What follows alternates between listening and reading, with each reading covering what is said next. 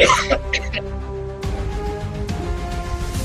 the dark of the night, whispers of deceit, Shadows dance on the walls, secrets they repeat, a shadowed figure with eyes full of lies. hiding truths in the shadows where no one dares to pry. Uncover the truth, let the lies come undone. Peel back the layers until the light is shown. Uncover the truth, let the shadows run. Break free from the chains and find the sun. Uncover the truth in the dead of the night, where secrets lie hidden like a whispered bite. Uncover the truth in the dim of the light, where betrayals take. All right. You know, this is the song that got me got the post removed from Facebook. The video, the music. They're saying it was NBC Universal who complained and said About that they. that? Yes, that's why I made that song. That's what I said. You got to Right. challenge that.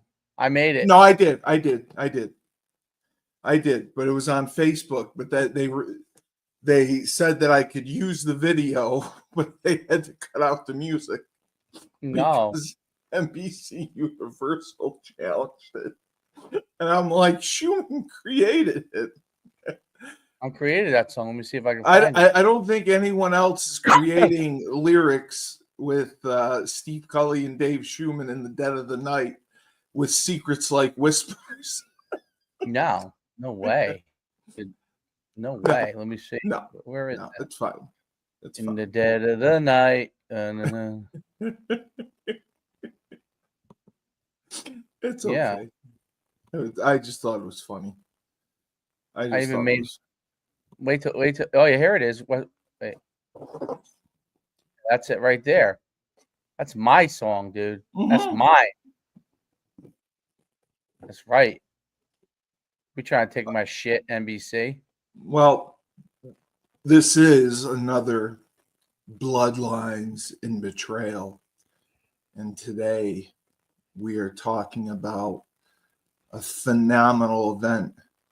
And Coach Schumann is saying yes to greatness, and he doesn't have camp this week, and he's losing his tan, which is also good.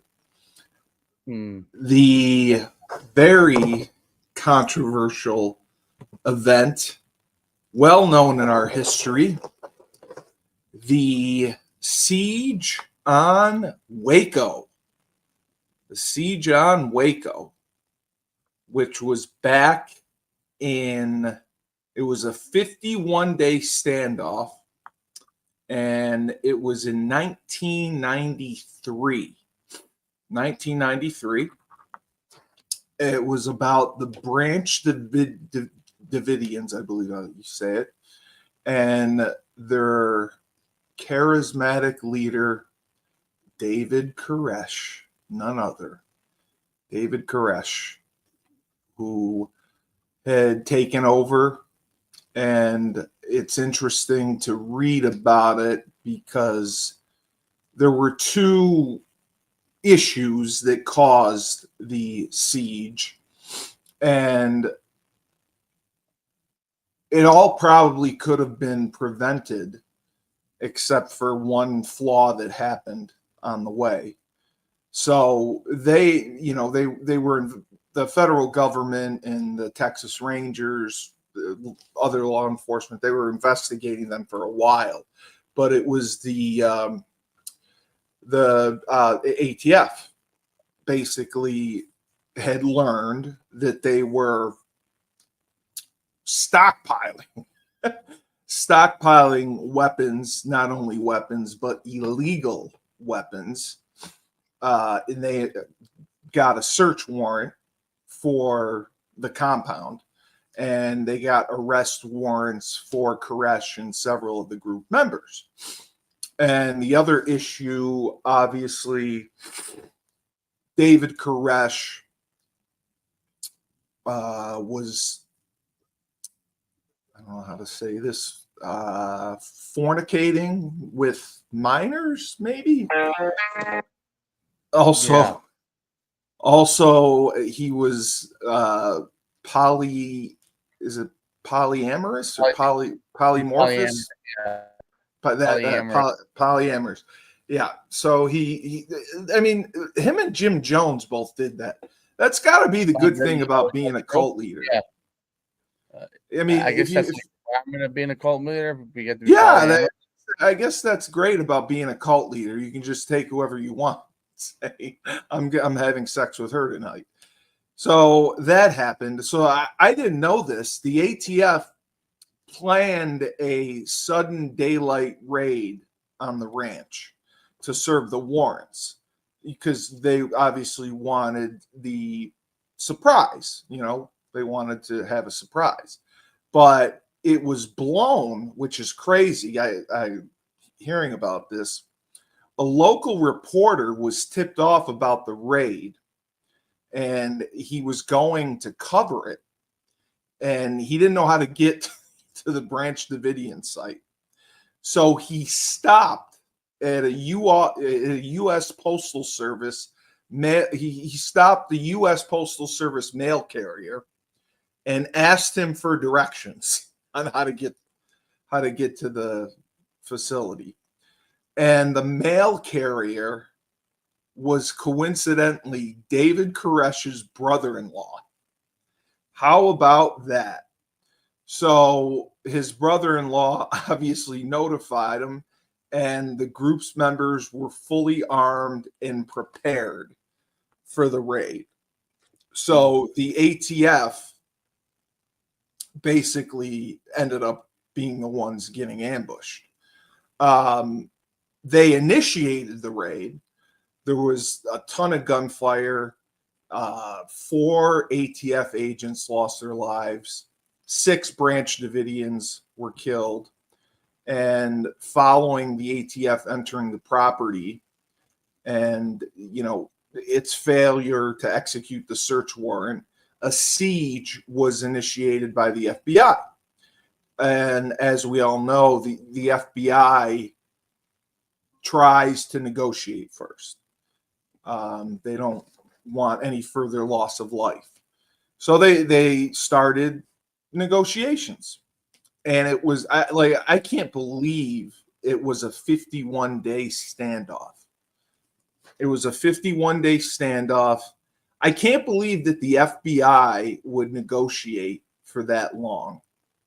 That's what's kind of surprising for me, because I mean, I've seen other documentaries and police shows where negotiators, you know, especially hostage negotiators during hostage situations, there's a time limit where if it's not going anywhere, they breach, right? Right. And my question, they waited for a long time. Well, they didn't want to breach. There were so many children in there. That's what I was going to say to you. Is that why? Because there were so many people and children. Okay. I watched the show on it, like a couple of the things on it. I did too.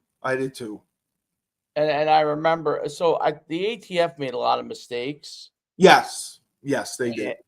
And they had a poor plan going in from where they were going to enter as well, which I think caused it.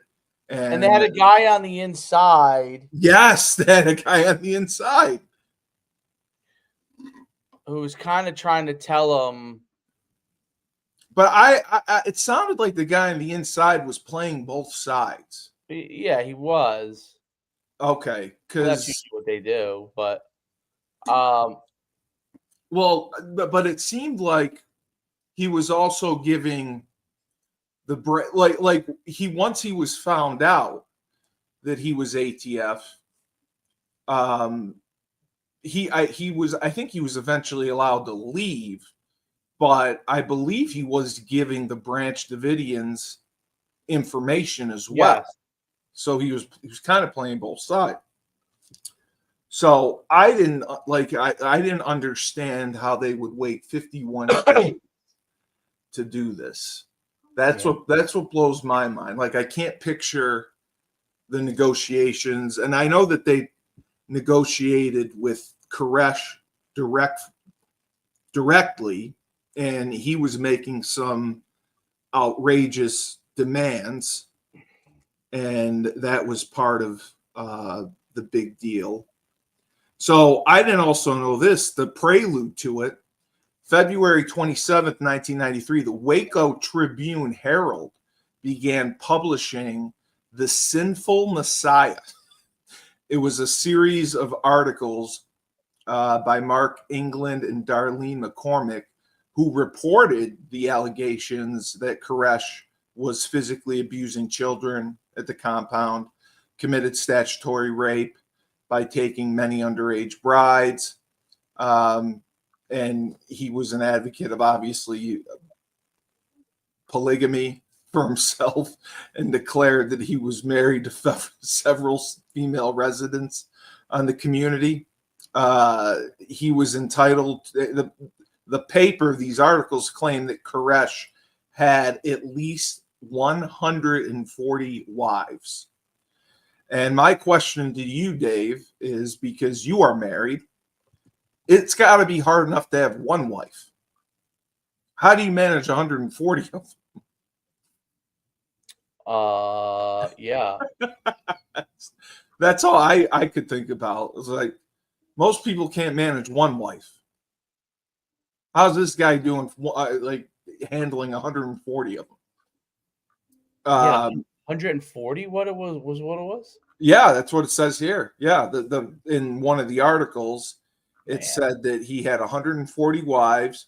He was entitled to claim any of the women in the group, and that he fathered at least a dozen children, and some of the mothers became brides as young as 12 or 13 years old.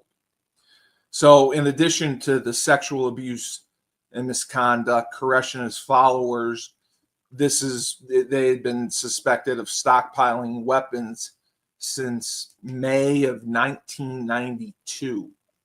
The ATF were contacted and notified by, actually, it was a UPS representative, because UPS had been delivering so many packages to the compound.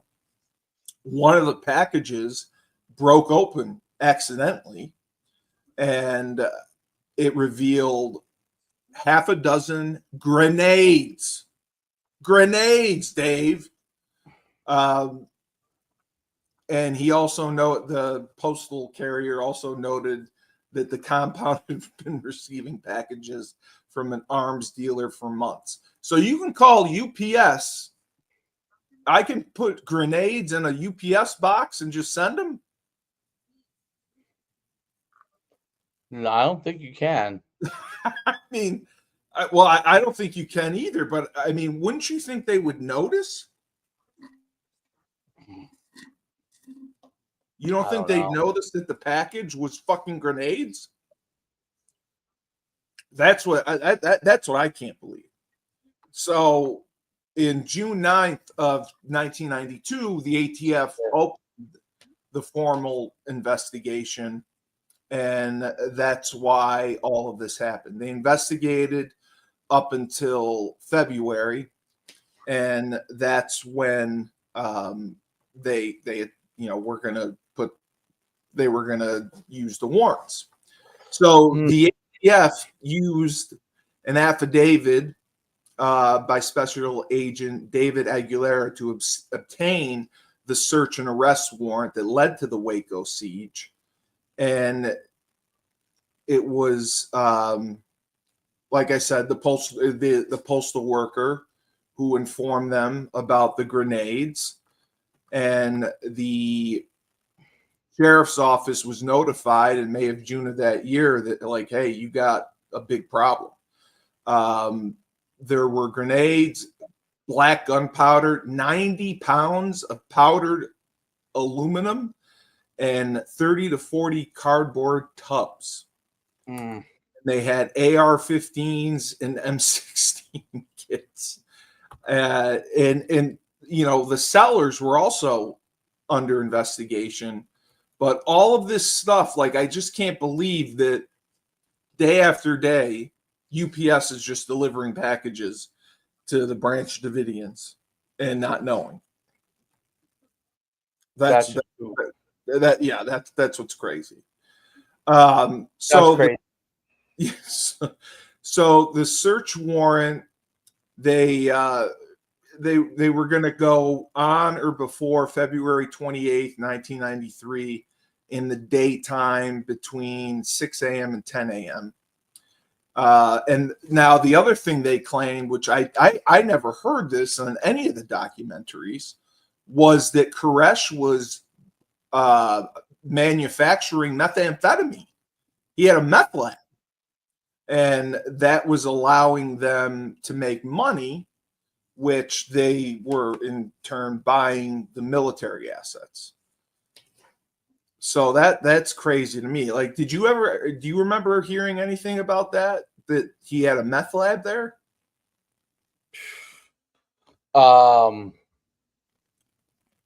He had a meth lab there? I didn't know that. No. I don't.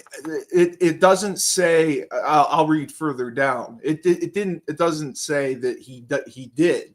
It said that the ATF made a claim that he was operating a meth lab, and that's how they were getting their money. And then the ATF in turn requested assistance from the DEA. But I mean, it would obviously make sense if, you know, they were saying that they were monitoring the deliveries. They were getting deliveries of chemicals, instruments, and glassware, which would be obviously used to cook meth. I mean, and it's dangerous to do. And the National Guard was overflighting, and they had thermal images showing hot spots inside the compound, you know, indicating a meth lab.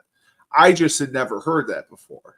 I'd seen a million documentaries. They never mentioned a meth lab.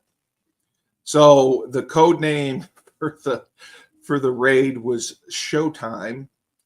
And, you know, the media had found out, but they got them to hold off on it, except for that one reporter who was on his way for that.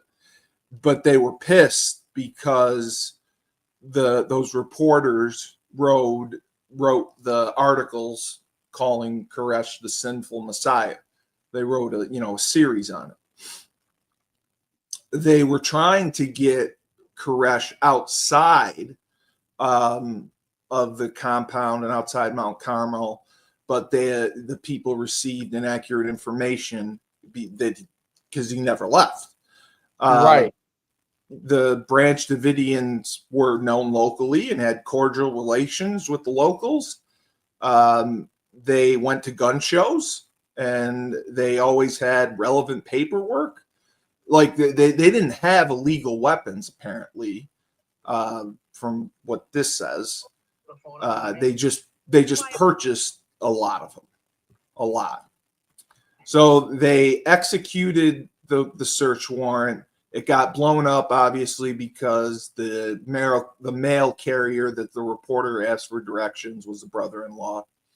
And the agent, was just, I don't know. But the Branch Davidians were hidden and praying, and Koresh ordered the males to arming themselves and taking defensive positions, while the women and children hid in their rooms. Now, this is also disputed. Who shot first? ATF agents claimed that they heard shots coming from the compound. Branch Davidian survivors claimed that the first shots came from the ATF agents. That was a huge point of contention. A suggested reason may have been an accidental discharge of a weapon, possibly by an ATF agent, that caused the ATF to respond to fire with automatic weapons. And then other reports claim the first shots fired by the ATF dog team sent to kill the dogs in the Branch Davidians kennel. That's amazing. 3 helicopters of the Army National Guard were used as aerial distraction. All took oncoming fire. And Koresh actually got shot. He was wounded. He was shot in the hand and in the stomach. And within a minute of the raid's start, the Branch Davidians called emergency services. He called 911 and pleaded for them to stop shooting. And he asked for a ceasefire. And you can hear him on the audio tapes basically saying, here they come again. They're shooting. They're shooting. It's not us. It's not us. This was the sad part. The first ATF casualty was an agent who made it to the west side of the building before he was wounded. Agents took cover, fired at the buildings while the helicopters began their diversion. The helicopters got shot and they ended up going down, but none of the crew members were injured. The helicopters pulled away from the compound and landed on the east side. Then the agents put 2 of the ladders against the east side of the building, and this is, I think, what we always see on TV, where they climb the roof and they try to secure it. And if you remember, they were trying to climb through the window. Yes, and it's the new scene where you see the agents taking fire. Yep. That's where they believe the weapons were stored. An agent was killed and another was wounded. And a third agent got over the peak of the roof and they attempted to enter the armory. The window was smashed. Flashbang stun grenades were thrown in. The agents breached, entered the armory, and then, bullets started to penetrate the wall, and an agent got wounded. He was able to reach the ladder and get down. Another agent fired a shotgun at the Branch Davidians until he was hit in the head and killed instantly inside the armory. The agents killed a Branch Davidian and discovered a cache of weapons, but there was just so much fire. 2 were wounded, and they escaped. They called, get out. They also killed another Branch Davidian as they were laying down cover, just trying to make their escape. Dozens of ATF agents took cover, many behind Branch Davidian vehicles, and exchanged fire with them. And as the number of ATF wounded increased, an agent was killed by gunfire from the compound as agents were firing at Branch Davidians who were perched on top of a goddamn water fire. The exchange continued 45 minutes. 45 minutes into the raid, the gunfire stopped. The shooting went on for, Dave, 2 freaking hours. That's amazing to me. On American soil, a 2-hour shootout with these people. Yeah. Crazy. So now this is the other thing I didn't know. The ATF agents withdrew and ceased fire. The only reason why was because they were out of ammunition. 45 minutes into the shootout, the volume of gunfire was so much they were running out of ammunition. And the Branch Davidians had more than them, had plenty. So they had to stop. They called the ceasefire because of the people who've gotten killed, the number of injuries.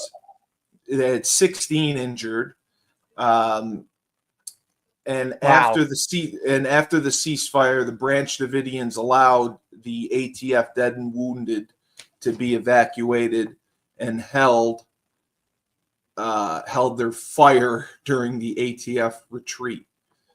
The 5 Branch Davidians killed were buried nearly 6 hours. So another reporter states the Branch Davidians never ambushed the ATF.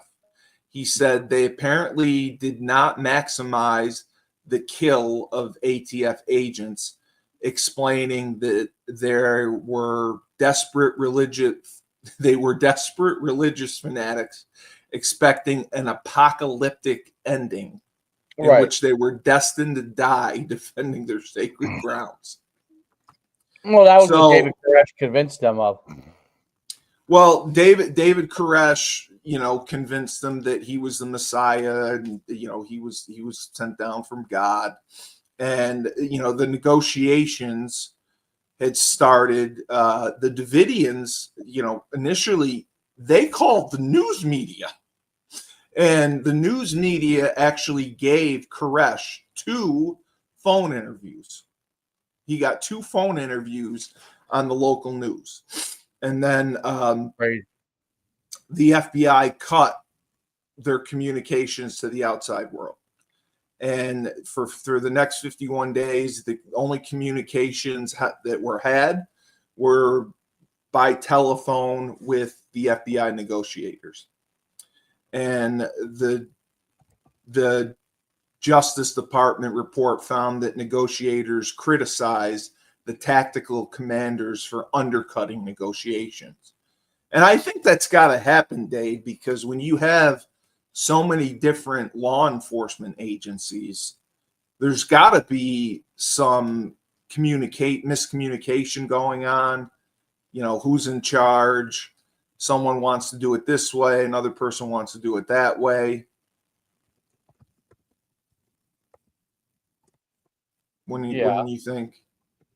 Well, I think you're talking about the ATF.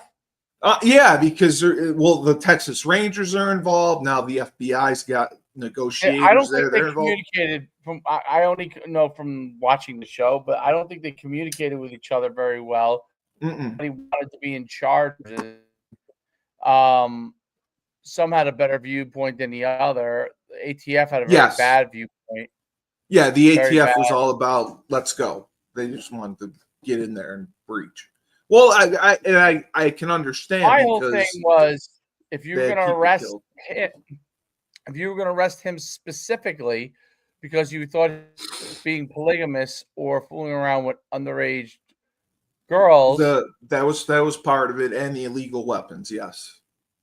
Yeah, but they could have he came out to visit with them many times. They could have just arrested him. He did. Yes, he did. You're right. Just arrested him if that was the case. If you're absolutely right. If you thought people were in imminent danger, okay, why are you letting him walk back? You're right. He did come back. Out.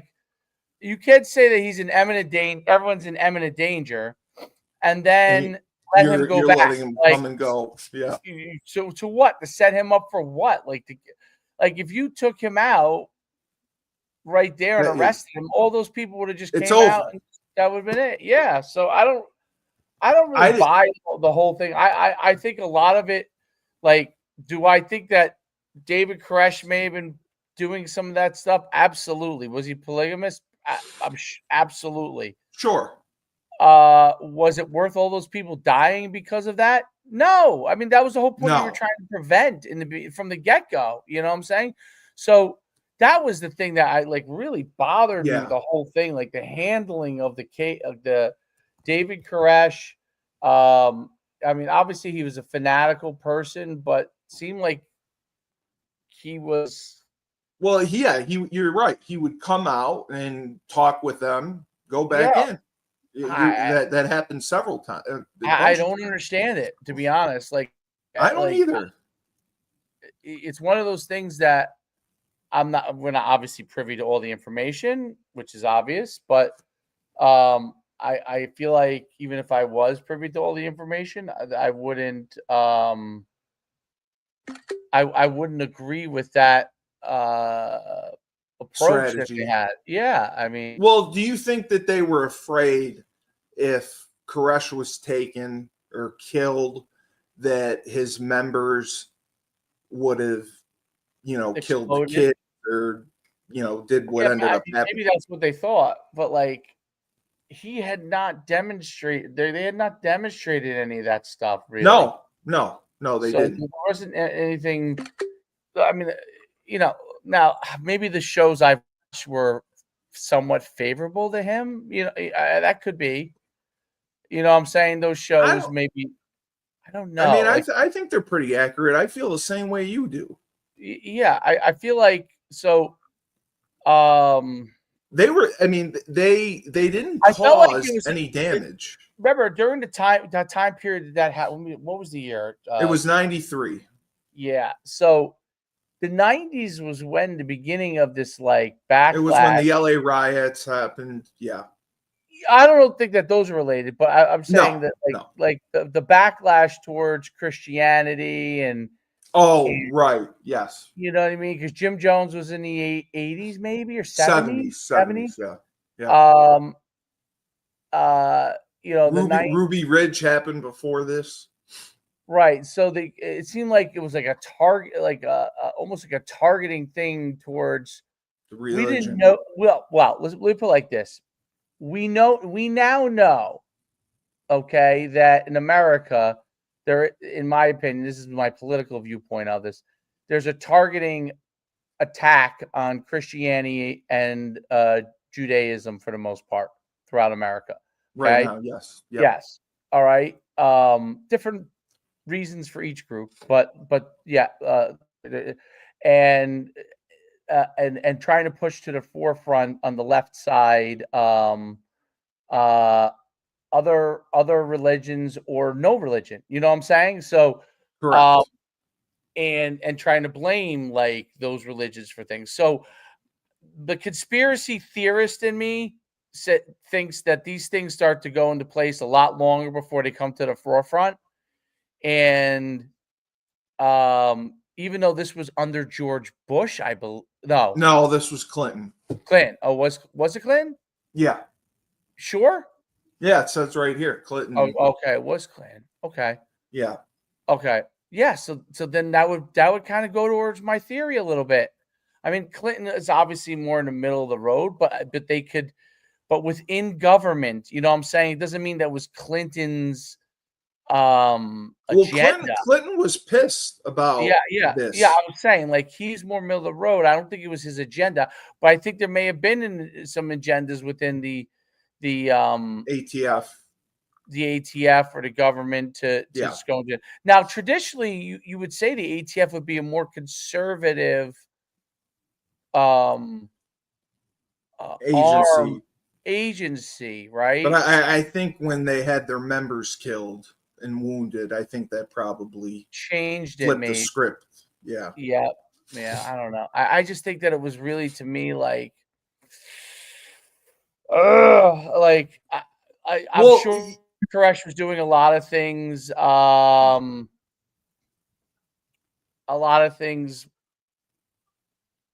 illegal or immoral. Some were definitely immoral. A lot of the weapons were obtained legally. That's the thing. Like, he was stockpiling weapons, but the majority of them were legal. Because he felt like he was going to be attacked. They were attacked. Well, yeah, they were preparing for Armageddon. Yes. Yeah, correct. So, but that's what I didn't know. I thought the weapons were illegal, but according to this, the weapons that they were getting were legally purchased, and a lot of them were legally purchased at gun shows by the Branch Davidians when they went out. So it's not like it's one of those tough things, like, because who was the other group that wanted to be more conservative that was in there? Was it the CIA or the FBI? The FBI, you mean conservative as far as not going in and going after it was the FBI. The FBI. The FBI is the one who stopped everything. The FBI was the one who handled negotiations. They gave an agreement that they had 19 children released, and in exchange, they allowed a recorded message by Koresh to be broadcast on national radio. Right. That was, because they kept telling the ATF and the Rangers, like, listen, we're working through it. We're negotiating. We're making progress.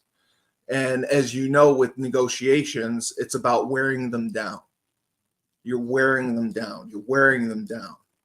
And I know they were blasting music at night because they didn't want anyone to sleep.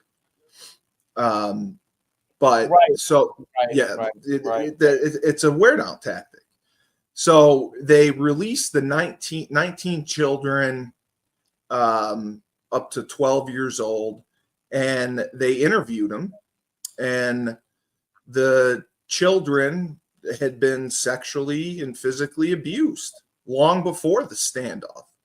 And that was my point of if they knew that was going on, shouldn't they have gone in?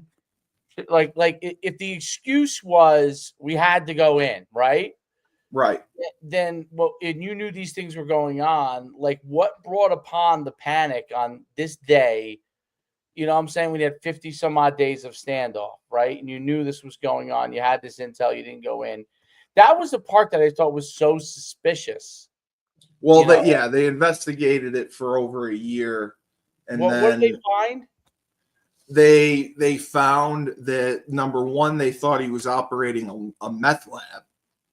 And they thought he had obtained illegal firearms because the UPS driver said in the affidavit that one of the packages mistakenly opened and he saw grenades. So that was their excuse to get the search warrant. They're obviously prepared. Yeah, 100%. 100%.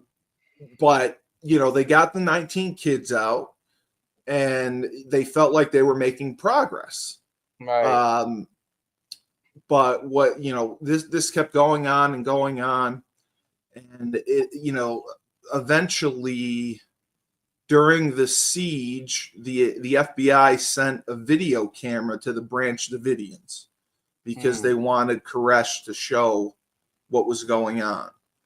And he showed his children, his wives to the FBI negotiators, including 7 minors who claimed to have had babies fathered by Koresh. That was crazy. Yeah, that was crazy. He fathered 14 children, and he would not let them leave the compound. The other kids he let leave. He wouldn't let his own kids leave. And, the Branch Davidians made statements on the video that they want to be there, that there's no hostages here, because they treated it as a hostage situation. And everyone was saying, no, they want to be here. They did not, and this was the other thing that was screwy, they never released this video to the media because they felt the media would have sympathy for Koresh and the Branch Davidians, because it showed 23 children inside the compound, child care professionals taking care of the children. And, as the siege continued, Koresh he kept negotiating for more time, allegedly. So he wanted to write all these religious documents he needed to complete before surrendering. And his conversations were very dense with biblical imagery, and it alienated the federal negotiators who treated the situation, like I said, as a hostage crisis among themselves. And, they weren't listening to Koresh's words, calling it Bible babble. So this I also didn't know. The FBI consulted with Bible scholars, Philip Arnold and James Tabor, who studied the transcript of Koresh's radio broadcast, trying to understand his theology. And they were guests on talk radio programs. And, they basically said that he just wanted an audience. He was talking about Apostle Paul, who wrote most of the New Testament from prison. So he was content with going to prison right? Because he felt he would reach a larger audience, and he was willing to do that. If going to prison, if it meant reaching a larger audience. So they think that he probably would have surrendered. And the siege wore on. Now, this is the other thing that was a problem. Two factions developed within the FBI. One, obviously believing negotiation to believe the answer. The other, force. Increasingly aggressive techniques were used to try to force the Branch Davidians out. For instance, like I said, sleep deprivation. They were playing music, all-night recordings. There were jet planes, all that stuff. And they eventually got combat vehicles from the U.S. Army patrolling the grounds. They were destroying the perimeter fencing and cars that the Branch Davidians owned, and it was just crazy. And they drove over a grave of one of the Branch Davidians.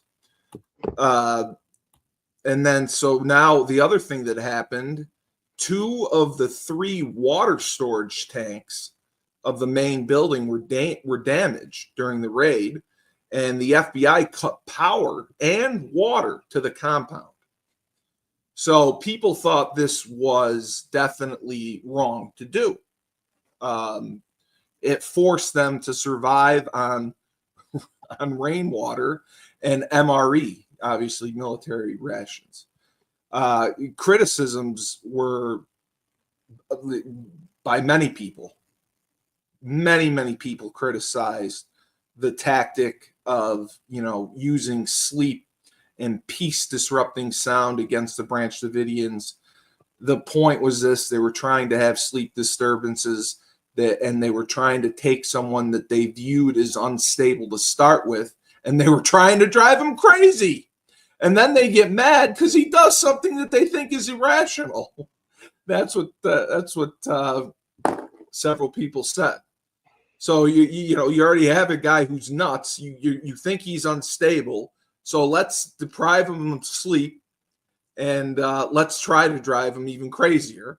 And then they get mad that he does something, completely irrational. Despite these tactics, Koresh ordered a group of his followers to leave, and 11 people left and were arrested as material witnesses. And the children refused to leave because Koresh was their father, and that pissed off negotiators, who they were unprepared to work around the Branch Davidians' religious zeal. Just like you said, religion. And during the siege, several scholars studied the apocalypse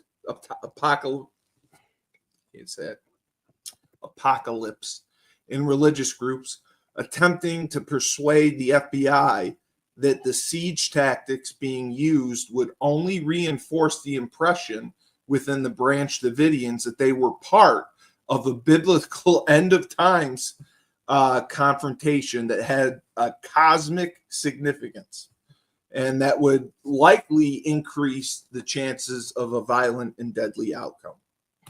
So they knew this. I mean, they were having experts telling him this. I mean, right. Koresh proclaimed he was the second coming of Christ and had been commanded by the Father in heaven to remain in the compound. He would not come out.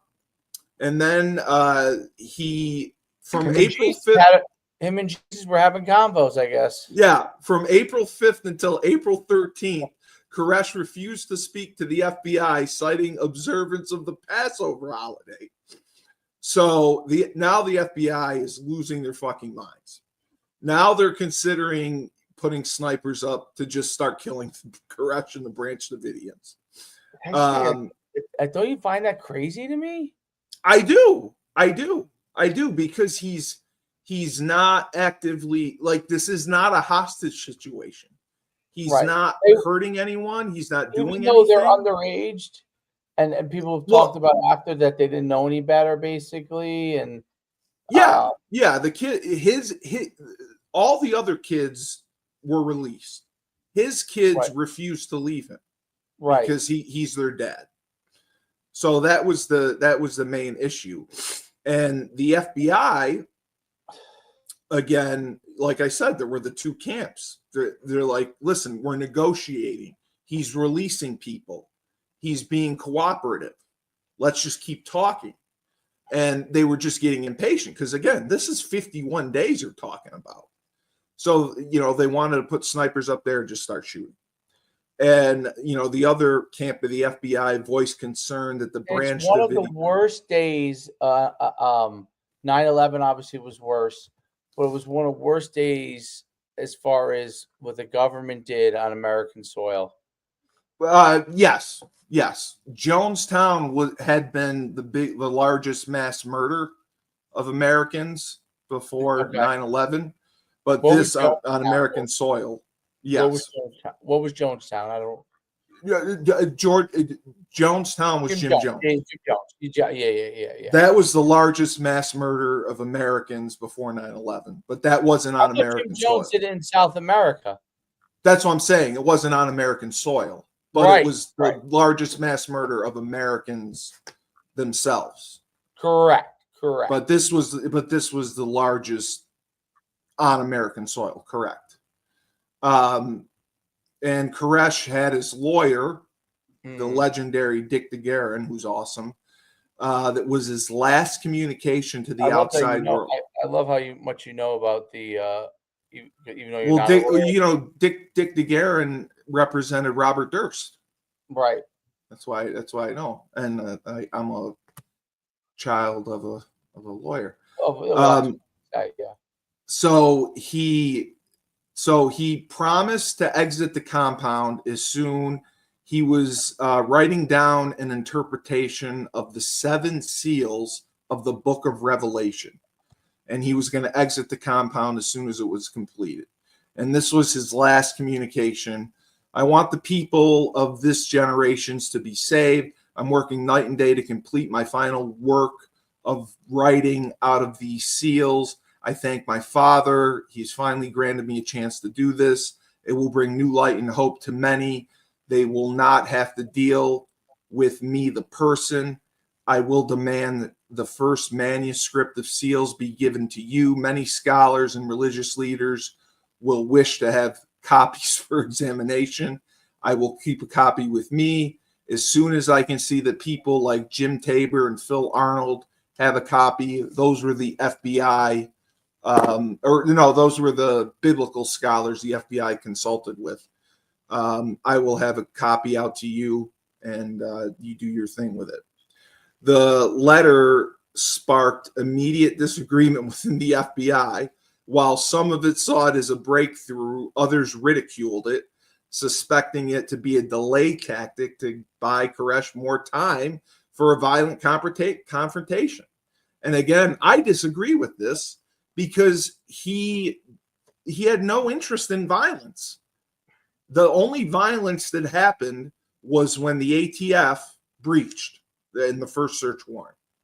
There was no violence after that. So that's why I disagree that they're saying he's gonna complete it and then he's gonna come out guns blazing. I don't agree with that.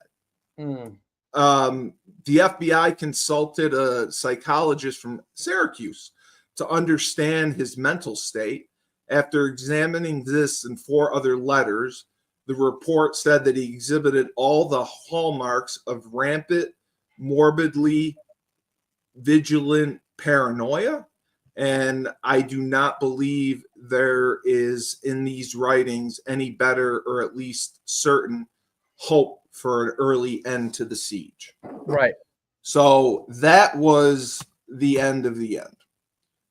After they found out basically his state of mind and they didn't think that he was going to end the siege, Janet Reno, newly appointed U.S. Attorney General, approved recommendations by the FBI hostage rescue team to mount an assault after being told conditions were deteriorating and children were being abused inside the compound. Well, conditions were deteriorating because you cut off the power and their water. Right. Right. So Reno went right to Clinton. And she recalled allegedly April 19th, 1985, the Covenant, the Sword, and the Arm of the Lord siege in Arkansas. Wow, I never heard of that, which was ended without a loss of life. Clinton suggested similar tactics against the Branch Davidians. Janet Reno countered that the FBI hostage rescue team was tired of waiting, that the standoff was costing millions of dollars per week. That's probably true. Yeah, and sure. There was child sexual abuse and mass suicide that could happen. So Clinton finally said, I told her if she thought it's the right thing to do, go ahead. And Janet Reno took a lot of flack for this. She approved the final CS gas varied from her initial claim that the FBI hostage rescue team had told her Koresh was abusing children and beating babies, which I don't believe. And the FBI hostage team denied ever saying there was child abuse during the standoff, to her claim. I heard too. So April 19th, that was it. The assault took place. The Branch Davidians were heavily, because they were heavily armed. They had combat armored engineered vehicles, and the CEV used explosives to punch holes through the walls of the building. So the compound they could pump the tear gas into the compound to force the Branch Davidians out without harming them. And they did this. They increased the amount of gas for over 2 days. And then I'm trying to see. Loudspeakers were used to tell the Branch Davidians, you're not going to get shot, just come out. And, they just kept launching tear gas rounds. And there was so much gas, and for 6 hours, no Branch Davidians left the building. And then fires broke out. They started everything on fire. That people aren't sure if the fires were accidentally started or deliberately started by the pyrotechnic rounds used by the FBI.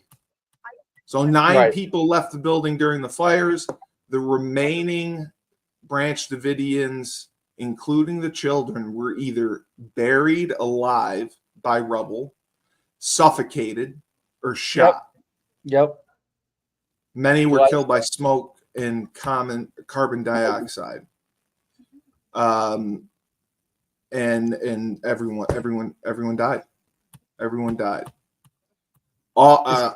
Autopsies showed women and children found beneath the fallen concrete wall of storage. They all died of skull injuries.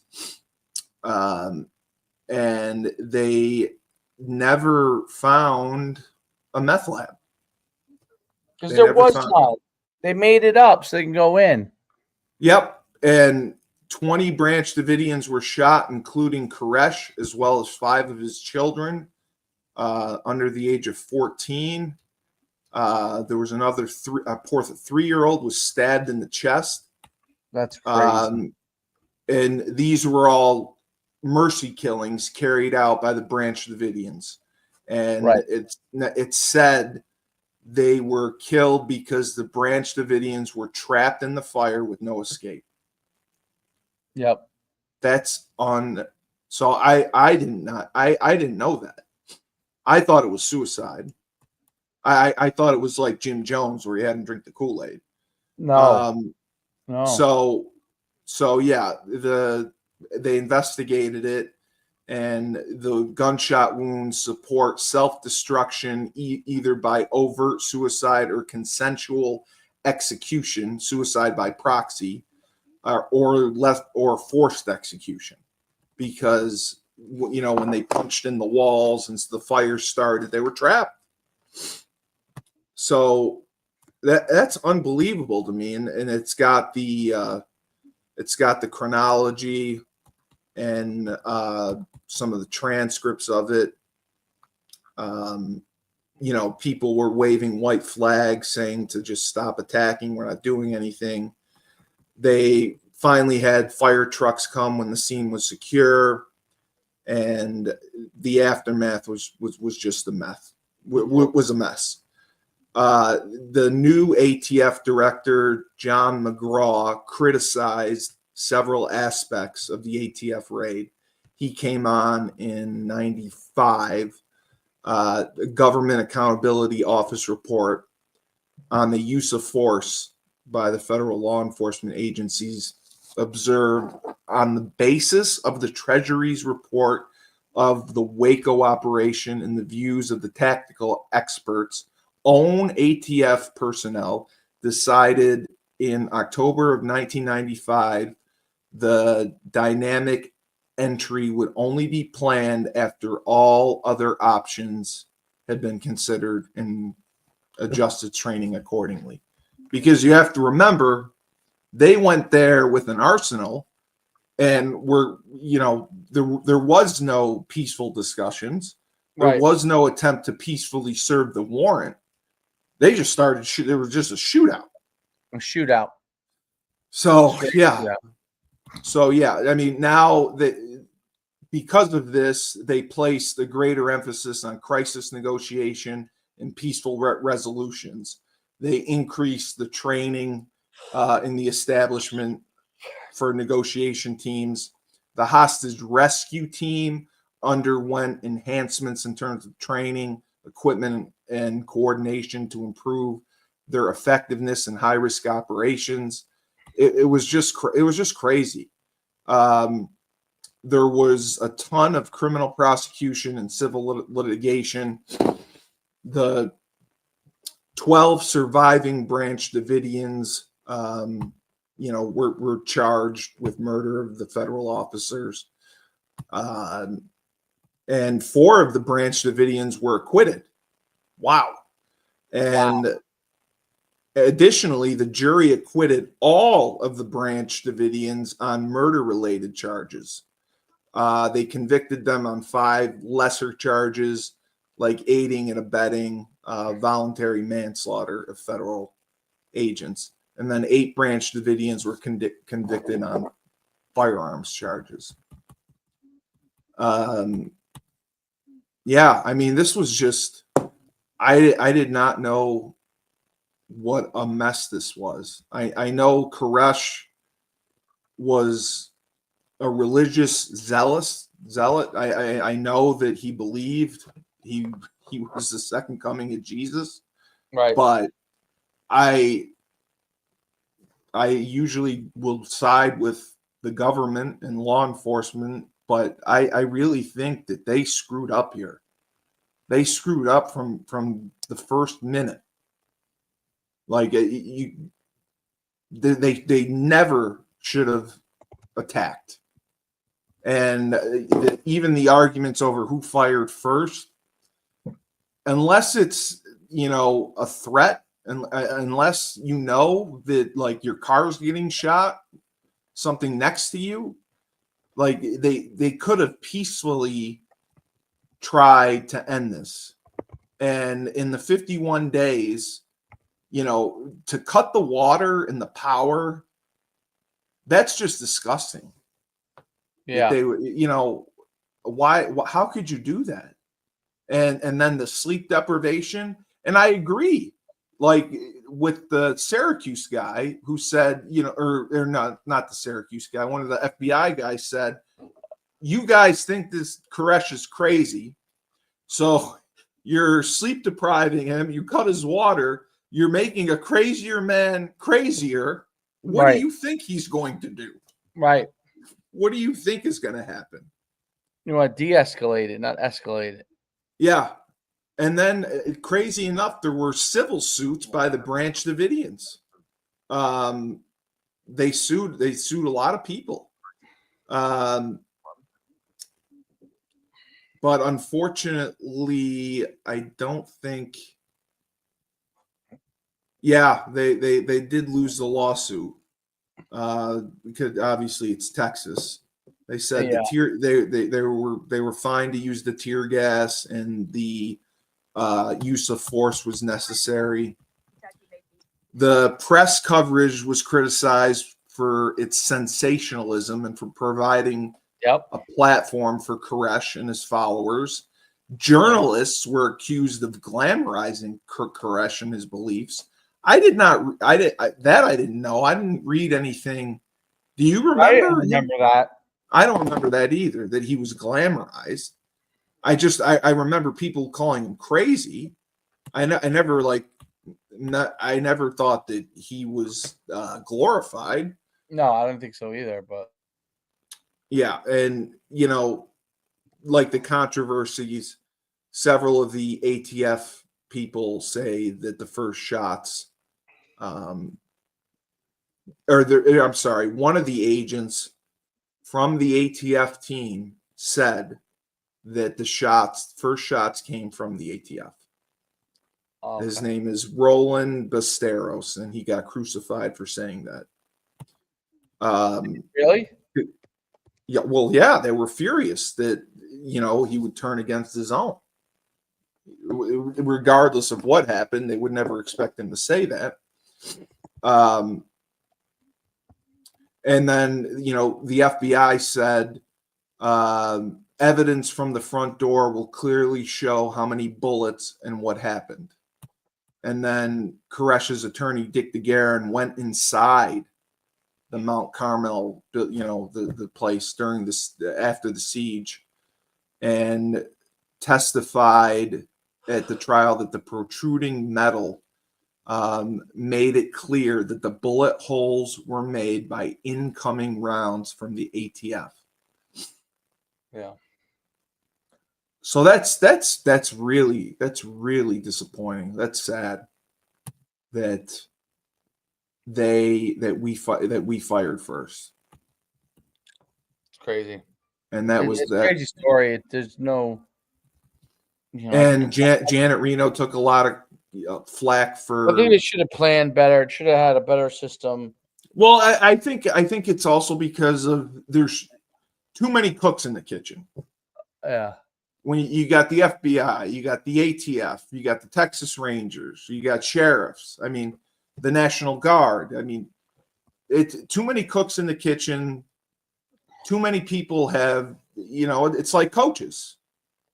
When you're an offensive staff and you're putting together a game plan, one coach wants to run this, another coach wants to run that, and then the OC has to make the decision.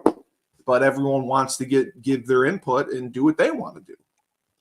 And I think that was a huge part of this,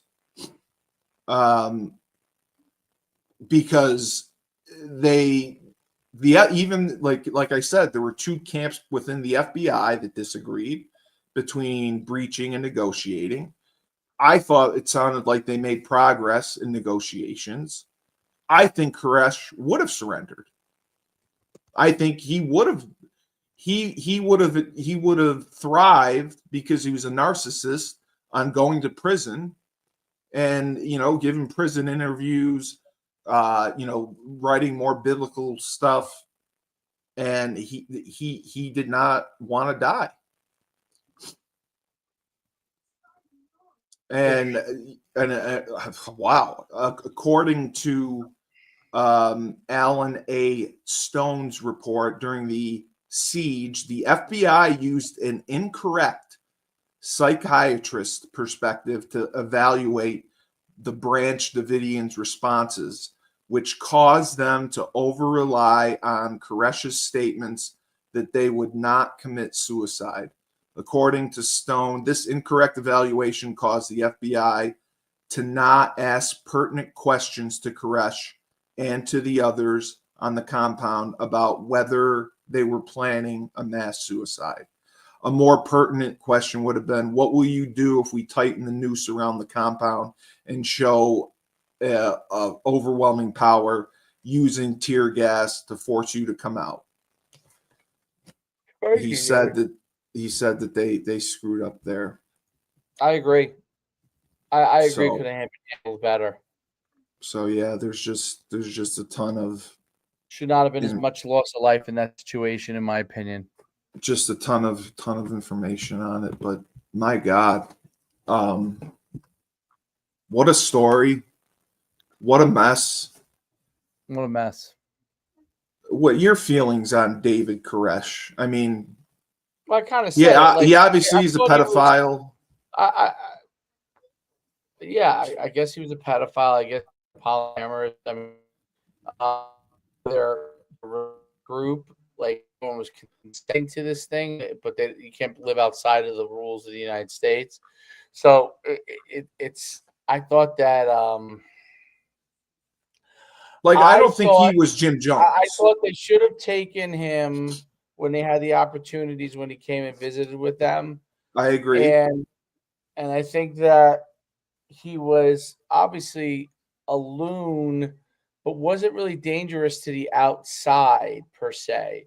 And that's what was portrayed in this. This was portrayed not just that he was dangerous to those people, okay, but he was dangerous to the outside.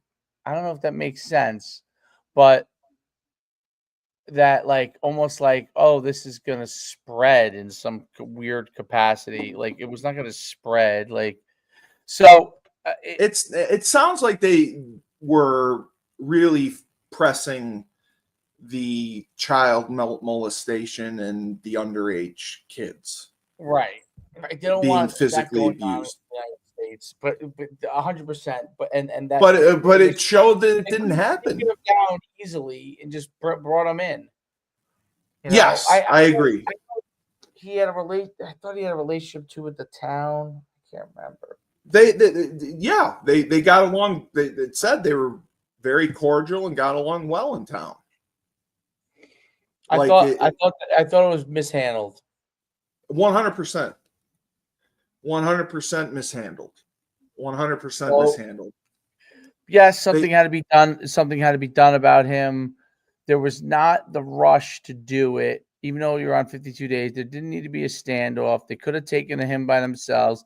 They could have penetrated more within the system there. They could have.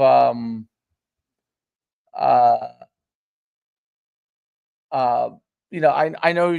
Look, I know Koresh was pushing them against the government and all that stuff, but there could have been ways. Obviously, it was brainwashing and all those kind of things, but I just think that, and that is not. I'm not saying this to say that I support Koresh, because I didn't. I don't support fanaticism, but no. But he wasn't a harm to the outside. No, they said he rarely left. They could have handled it and figured out a way, to bring him in.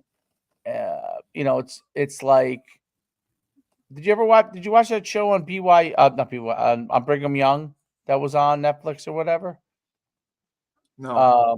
It was basically how the Mormons didn't like the show very much because, of course, Netflix attacks the Mormons, but basically, it painted the Mormons as taking it by force, Utah, and kind of like putting everybody. Ooh, is that a yawn for you? Yeah, you're tired. Yeah. No, I gotta go to the bathroom.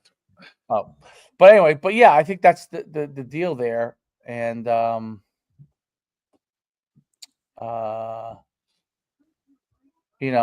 again, something had to be done, but it could have been done differently. I agree. And it was a shame it went down the way it is. Go to the bathroom.